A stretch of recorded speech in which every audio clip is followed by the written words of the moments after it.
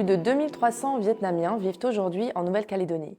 Cela représente 1% de la population de l'île. Le premier convoi de Chan Dang débarquait sur le territoire en 1891. Ces immigrés, fuyant la misère du Vietnam pour un avenir meilleur, étaient ce qu'on appelle des engagés sous contrat. Venus travailler dans les mines et dans les champs agricoles pour un contrat alléchant de 5 ans renouvelable, la réalité s'est avérée plus laborieuse que prévu.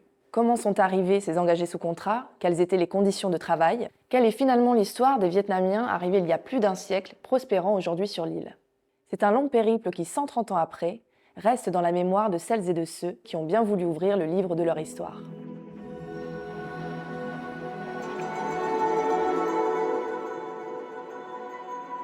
Donc, je m'appelle Géry Tranap.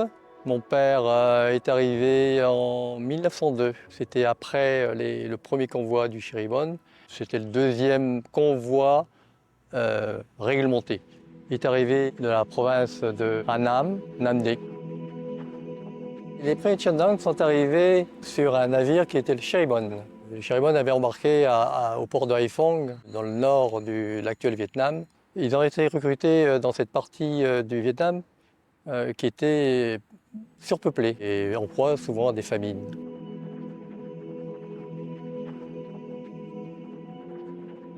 Le Vietnamien, le Tonkinois, veut toujours réussir, enfin en tout cas montrer à sa famille qu'il est capable de réussir ou de ramener quelque chose pour sa famille. Donc ils ont entendu parler d'une possibilité donc, de faire fortune, de ce qu'on appelait après le Tan Te Soi, le nouveau monde. Ils sont arrivés débarqués et ils ont dû subir la quarantaine qui se trouvait sur l'îlot Fraissinet. Il y avait également un autre dépôt du côté d'Ambiakutiu.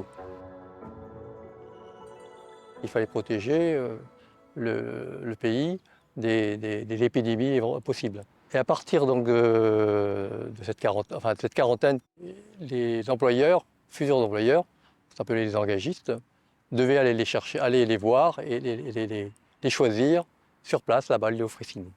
Dans leur contrat, d'ailleurs, était prévu un pécule. De toute façon, il n'y avait pas grand-chose à dépenser sur place. Donc ce pécule était conservé jusqu'à la fin de leur contrat, qui souvent durait 5 ans.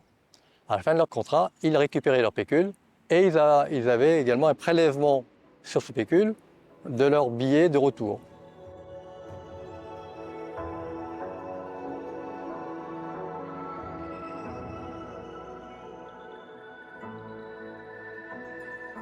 Nous sommes ici au musée maritime, qui est une institution qui rassemble beaucoup de souvenirs et d'histoires, et en particulier l'histoire des Chan Dang, puisque les Chan Dang sont tous arrivés par le port de Nouméa.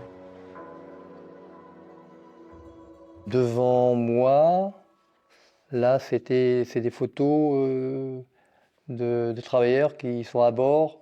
Alors là, je ne sais pas quel bateau, mais ça peut être soit le Saint-Louis, soit le Pierre-Loti, soit le Saint-François d'Assise.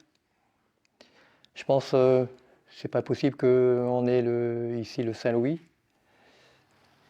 C'est-à-dire que le Saint-Louis, pour moi, c'est le bateau sur lequel s'est embarqué mon père en 1902, quand il était venu travailler en Nouvelle-Calédonie. Oui, c'est des conditions qui sont très, très austères. Heureusement, le voyage ne durait pas trop longtemps, enfin 2 semaines.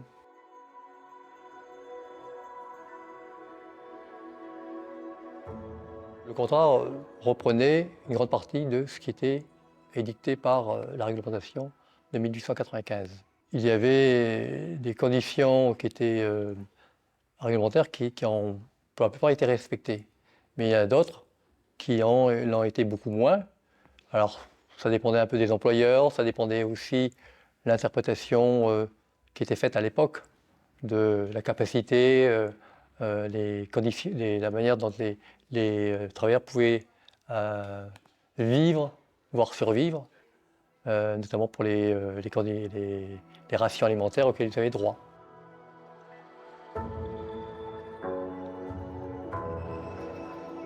Puis en 1933, ça fait 15 ans. 15 ans sur mine, j'ai du mal à comprendre comment il a pu travailler autant d'années. Alors on essaye d'expliquer ça à la famille en disant Oui, comme il y avait de l'instruction, mon père, il a pu occuper des emplois plus d'encadrement, contremaître ou comptable. Et il y a une part de vérité là-dedans. Mais la vraie vérité, on ne la connaît pas.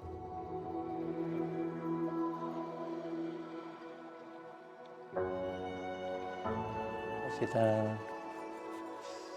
Je saurais dire quelle mine c'était, mais on voit les travailleurs là, c'était pas avec c'était presque avec la barre à mine qu'ils s'extrayaient le minerai. Donc on travaillait à ciel ouvert, bien sûr, et puis on cassait les blocs et on triait. Mais tout ça, c'était au sommet de la montagne, donc il fallait ensuite redescendre ça, souvent à pied. Les contingents de travailleurs sont venus travailler surtout sur les mines. Une petite partie qui est partie, qui a travaillé sur les plantations. Mais c'était le principal moteur de cette émigration, c'était les mines. Et bon, l'industrie du nickel a bien fonctionné jusqu'à la crise de 29. À ce moment-là, quand la demande a baissé, eh bien, effectivement, il y a eu moins de recrutement. Mais à ce moment-là, on avait aussi, en 1929, le pic peut-être du nombre de travailleurs vietnamiens venus en Nouvelle-Calédonie. 6440 travailleurs ou travailleuses. Et après, c'est redescendu jusqu'en 1932. Et là, l'économie reprenant, certaines mines donc, ont pu être réouvertes et avec des conditions de travail qui étaient un peu meilleures.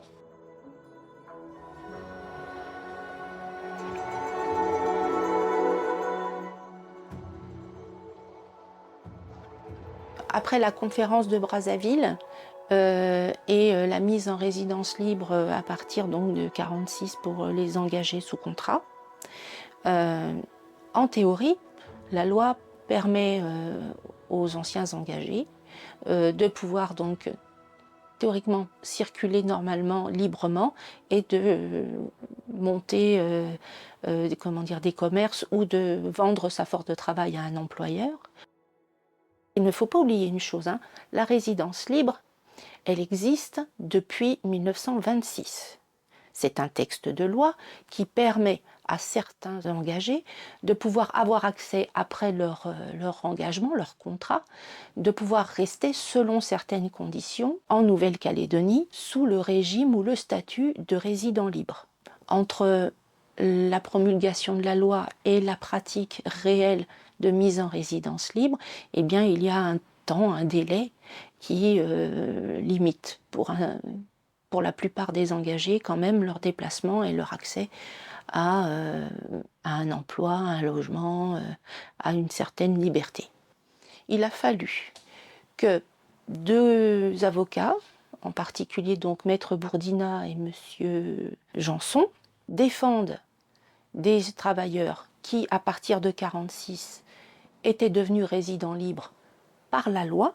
Ces deux avocats, avec l'association des ouvriers vietnamiens, ont cassé un verdict qui avait été donné à Thio, interdisant aux résidents libres de Thio de se déplacer.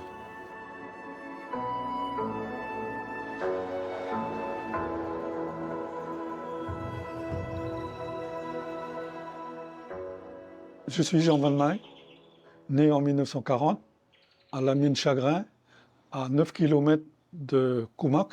Mes parents étaient venus avant la Seconde Guerre mondiale pour participer à l'exploitation des minerais de chrome à l'époque. Les minerais de chrome qui étaient exploités à Thiébagui et à Chagrin. Et ils avaient un contrat de 5 ans. Et mes parents étaient venus seulement vers 1936-39, au début de la Seconde Guerre mondiale. Ma mère partait parce qu'elle voulait fuir sa famille, les conditions de vie effroyables. Mes parents ne m'ont jamais rien dit sur les raisons de leur départ du Vietnam et comment ils se sont rencontrés ici. Il faut savoir que ce sont des Nyakwe, des paysans du Tonkin, qui ne parlaient peu, qui se confient peu, et Ils avaient tellement souffert ici des conditions de vie, des traitements, qu'ils ne parlaient pas. Si, lorsqu'ils voulaient bien nous dire quelque chose, c'était en vietnamien Rolam, Rolam, c'est la terreur. Mais jamais ils nous ont dit qu'ils ont été frappés, ils ont été violés, les femmes étaient violées ou ils ont fait la prison. Ils m'ont jamais rien dit. J'ai appris tout ça en cherchant à savoir à droite, à gauche. C'était des moments difficiles, mais finalement, c'est des souvenirs impérissables, des souvenirs qui me restent. Lorsqu'ils voulaient rentrer au Vietnam, c'était impossible parce que c'est la Seconde Guerre mondiale. Et ils étaient devenus, entre guillemets, des hommes libres. Ils étaient autorisés à quitter leur employeur pour aller dans chez un autre employeur, ce qui faisait que ceux qui étaient dans la mine Chagrin, mine de chrome, quittaient la mine Chagrin pour ne plus revoir les contremaîtres qui les ont tapés, pour aller à Thiebagui, un peu plus haut, une autre mine de chrome, mais c'était aussi des contremaîtres qui n'étaient pas plus gentils. Avec la liberté, quelques-uns sont descendus à Nouméa. Il y a cette crainte de la part des populations et bon, de ceux qui écrivent aussi, mais aussi des populations calédoniennes, d'avoir l'idée d'une invasion jaune. Ce qu'il faut bien comprendre, c'est que la présence de nouvelles populations à Nouméa va déclencher de la part du gouverneur ou de certains gouverneurs des interdictions d'être employés dans certains métiers. Interdiction, par exemple, d'être engagé dans l'administration ou d'être engagé dans d'autres types de métiers, tels que des métiers libéraux, etc. Donc, pour bloquer finalement la montée ou l'accès à certains métiers, les patentes vont être soit mises en place pour certains métiers, donc il va falloir payer pour pouvoir accéder à ces métiers, ou l'idée c'est d'augmenter le tarif des patentes pour que les gens ne puissent pas y avoir accès.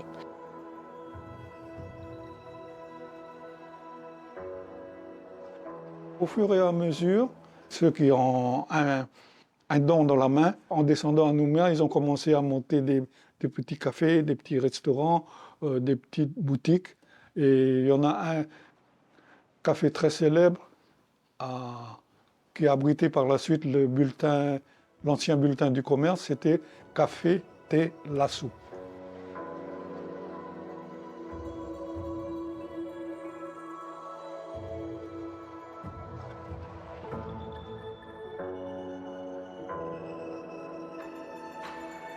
Bonjour jeune homme. Oh, tu sais, vieille branche. Je t'invite à goûter une soupe spéciale qui vient du Vietnam. D'accord, d'accord. Bah, écoute, on va y aller. Bon, merci.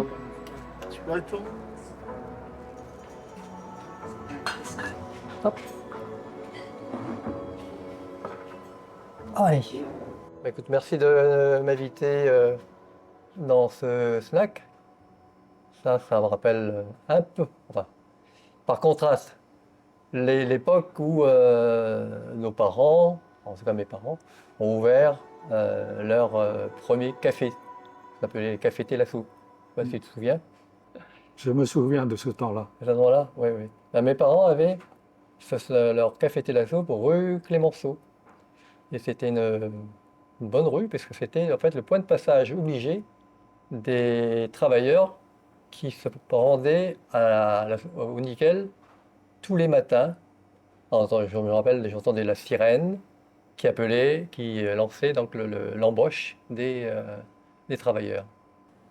C'était le début aussi d'une forte jalousie de la part des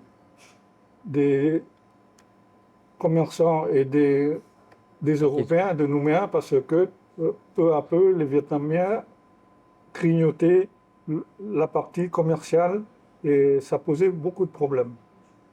Ah oui. Ouais, c'est à partir de là qu'est arrivée l'histoire de la chute de Dien Bien Phu, et c'était le déclenchement des hostilités envers nos parents et envers ceux qui ont bien réussi à Nouméa.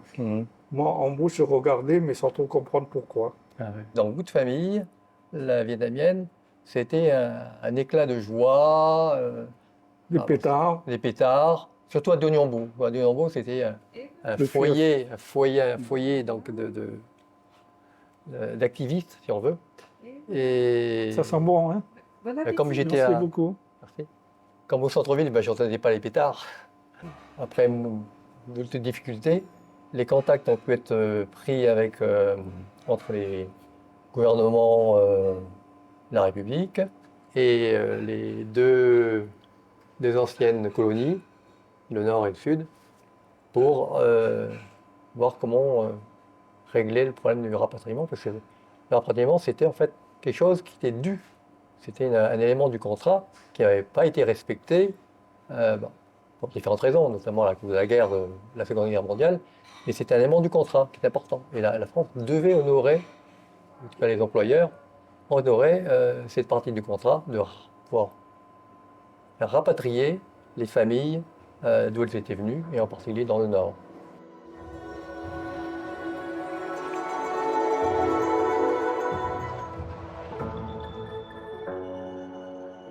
Dès 1960, il y a eu les premiers départs des bateaux. Sur ces premiers départs, l'un des premiers qui s'est enfui du bateau s'appelle Jean Van Maille. Et c'est moi, je ne suis pas monté à bord du bateau. On m'a dit, selon la légende, que j'aurais sauté du bateau. Faux. Je me suis réfugié à Nouméa et c'était un ami kanak qui m'a hébergé au motorpool pour la nuit. Et par la suite, j'ai appris plusieurs choses. C'est que l'Ester Queen, une fois quitté le port de Nouméa, arrivé aux eaux territoriales, le délégué communiste du gouvernement vietnamien qui les accompagnait leur avait signifié d'apporter sur le pont les livres, les disques, les cassettes de la période capitaliste française. Et une fois en haut, il leur a demandé de tout jeter à la mer parce que maintenant, ils rentraient dans un monde nouveau, un monde différent. Et c'est comme ça qu'ils repartaient sans rien comprendre. Tout était coupé avec la Calédonie. Et une fois arrivé au Vietnam, et mon frère m'a raconté 15 ans après, lorsque je suis retourné au Vietnam, que une fois sur place, ils arrivaient au port de Haiphong, là où mes parents étaient partis séparément, qu'il n'y avait pas grand-chose sur le port, à part des tas de houille, de minerais, et juste devant le bateau se trouvait une charrette avec un homme avec une pelle qui chargeait la charrette de houille. Il la remplissait, mais mon frère me disait, mais je n'ai pas vu devant ni tracteur, ni chevaux, ni bœufs pour tirer le machin. Je me demandais comment il va faire. Eh bien, une fois la charrette remplie lourdement de minerais de houille, c'était lui-même qui tirait douloureusement le chargement pour aller vendre en ville. Et c'est là que les Vietnamiens, les Tonkinois, anciens Tonkinois devenus nouveaux Vietnamiens, arrivés à Haiphong, ont compris que c'était la catastrophe, que la réalité est très dure et que ça n'a rien à voir avec la modernité que les Américains avaient ramenée en Nouvelle-Calédonie. En résumé, la majorité des Vietnamiens anciens Tonkinois qui avaient pris l'Eastern Queen pour rentrer au Vietnam, ils s'attendaient à un paradis communiste ou socialiste. Et une fois sur place, ils se sont rendus compte que ça n'a rien à voir avec le vrai paradis qu'ils ont eu à Nouméa. Et c'est la raison pour laquelle ils ont tout fait, pas tous. Quelques-uns ont réussi à revenir et plus jamais ils ne retourneraient là-bas parce que leur paradis, c'est la Nouvelle-Calédonie. Dans les années qui ont suivi la victoire du Viet Minh face à la France, les Tchang-Dang en Nouvelle-Calédonie ont marqué leur présence en multipliant les pétitions et des commémorations de cet événement historique. Cependant, leur mobilisation inquiétait le gouverneur Grimald qui redoutait une déstabilisation du territoire. Pour apaiser les tensions, il sollicite l'expulsion de certains agitateurs, une requête approuvée par Paris. Pendant ce temps, en automne 1956, le gouvernement français a entamé des négociations avec le Vietnam du Nord et la République du Sud concernant le rapatriement des travailleurs vietnamiens. Face à la pression de la population calédonienne, le Conseil du gouvernement de Nouvelle-Calédonie a pris en main le dossier et a décidé de négocier directement avec les Vietnamiens. C'est ainsi qu'en 1957, le vice-président du gouvernement, Maurice Lenormand, et le président de l'Assemblée territoriale, Armand Hollen, ont eu des discussions avec le président du Vietnam du Sud, mais celui-ci ne se montrait pas ou peu enthousiaste à l'idée de recevoir une population non désireuse de s'installer au Sud. En effet, une enquête menée par le Conseil du gouvernement a révélé que la grande majorité des Tchadang souhaitaient s'installer au nord, d'où la majorité d'entre eux sont originaires. En avril 1958, et ce malgré l'opposition du Quai d'Orsay, une délégation s'est rendue à Hanoï pour trouver un terrain d'entente. Les discussions directes avec Ho Chi Minh et son Premier ministre ont rapidement abouti à un compromis sur le rapatriement. Hanoï s'est engagé à accueillir tous les Vietnamiens souhaitant retourner au pays et à envoyer des émissaires pour régler les questions pratiques sur place, tandis que la Nouvelle-Calédonie a accepté d'organiser les convois. Le 4 juin 1960, Paris et Hanoï parviennent finalement aux accords dits de Chambon. Les départs sont fixés à une moyenne de 500 par mois et 2 délégués de Hanoï, sous couvert de la Croix-Rouge vietnamienne, sont autorisés à séjourner sur le territoire pendant les transferts. Après une interruption de 2 ans et demi, des convois sont réorganisés entre juillet 1963 et février 1964, permettant ainsi à 3 786 Vietnamiens de Nouvelle-Calédonie de retourner au Vietnam. Cette période de rapatriement a marqué un tournant dans l'histoire de la communauté Tchadang en Nouvelle-Calédonie et a été le fruit de négociations complexes entre les gouvernements français et vietnamiens.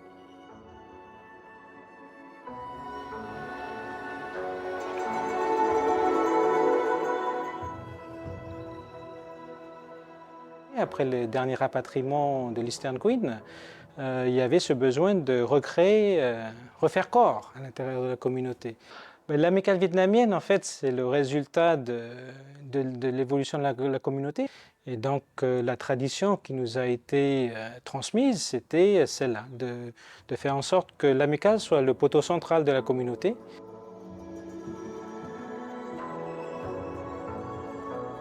Notre première mission, c'est l'entraide entre Vietnamiens, de cœur ou d'esprit. Le deuxième objectif est celui de, bien sûr, de transmettre la culture que nous avons reçue de nos ancêtres. Donc l'amicale le fait via des cours de langue vietnamienne, via des cours de danse traditionnelle et aussi via, nous avons aussi la transmission de l'art martial vietnamien, qui est le Viet Vo Da aussi sur site.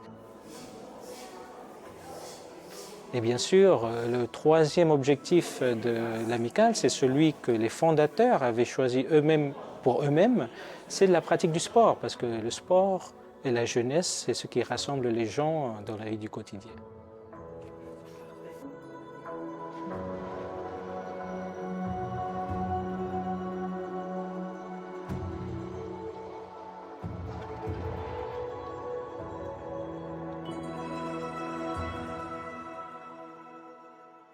Mais une chose que ma génération et celle d'après, on vous doit beaucoup à la première génération, c'est que vous nous avez un peu préservés. On n'a pas nous en parlé depuis notre enfance, mais surtout nous inculquer